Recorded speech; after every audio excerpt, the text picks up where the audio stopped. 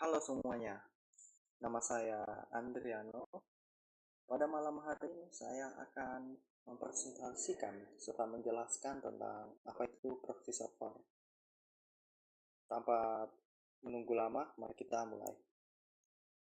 Oke, yang pertama, apa itu proxy server? Proxy server adalah perantara antara pengguna dan internet. Jadi pada kasus ini di mana user tidak langsung mengakses internet, melainkan user akan pergi dulu ke proxy server, yang dimana proxy server akan menuju ke internet. Proxy melindungi server asli, serta menyaring konten berbahaya dan membantu menjaga keamanan jaringan. Proxy server juga memiliki fungsi utama, yaitu menyembunyikan IP pengguna, menyaring konten, meningkatkan keamanan, serta menghemat bandwidth.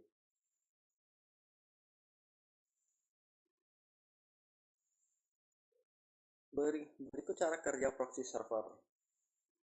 Saat pengguna menggunakan akses internet diteruskan oleh proxy seolah-olah berasal dari proxy itu sendiri. Jadi pada kasus ini dimana seperti yang bisa dilihat, user akan mengakses ke internet, tapi pada kasus ini user tidak langsung mengarah ke internet, di mana dia harus melewati proxy terlebih dahulu.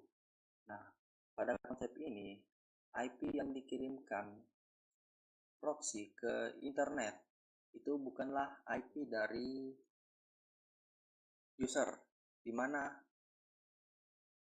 pada really user tidak memberikan IP-nya, melainkan proxy sendiri yang memberikan IP-nya. Sehingga konsepnya seperti IP user disembunyikan. Saat pengguna menggunakan proxy, permintaan akses internet diteruskan oleh proxy, seolah-olah berasal dari proxy itu sendiri. Setelah data ditemukan, proxy mengirim kembali respon tersebut ke pengguna. Dengan cara ini, identitas dan alamat IP pengguna tetap tersembunyi, serta memungkinkan kontrol dan penyaringan akses internet. Selanjutnya, pada kesempatan kali ini saya akan menjelaskan beberapa jenis-jenis proxy juga, yaitu terdapat beberapa proxy. Yang pertama itu transparent proxy, non-transparent proxy, source proxy, anonymous proxy, reverse proxy.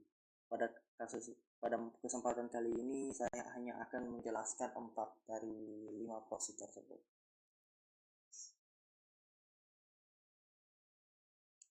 Yang pertama yaitu transparent proxy.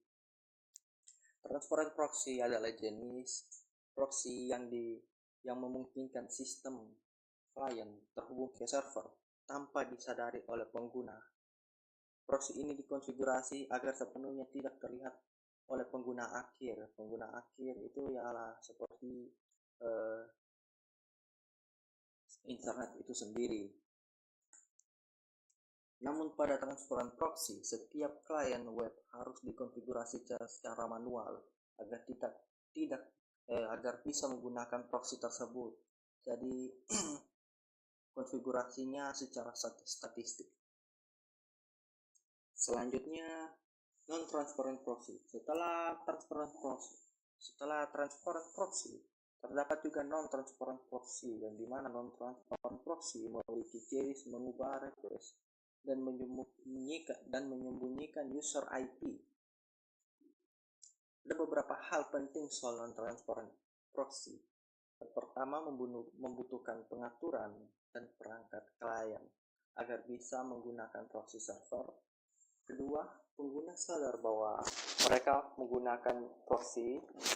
Ketiga, konfigurasinya cukup rumit karena setiap program di klien harus diatur untuk mengarahkan semua permintaan melalui satu port tertentu.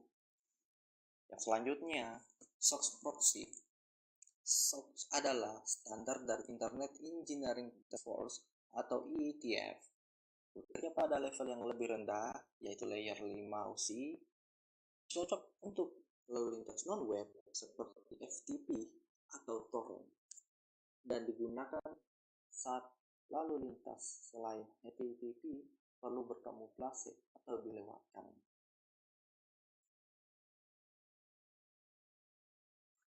Reverse proxy.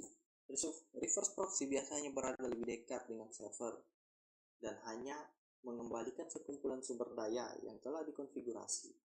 Ia dapat mengoptimalkan konten dengan memprosesnya untuk mempercepat pemuatan.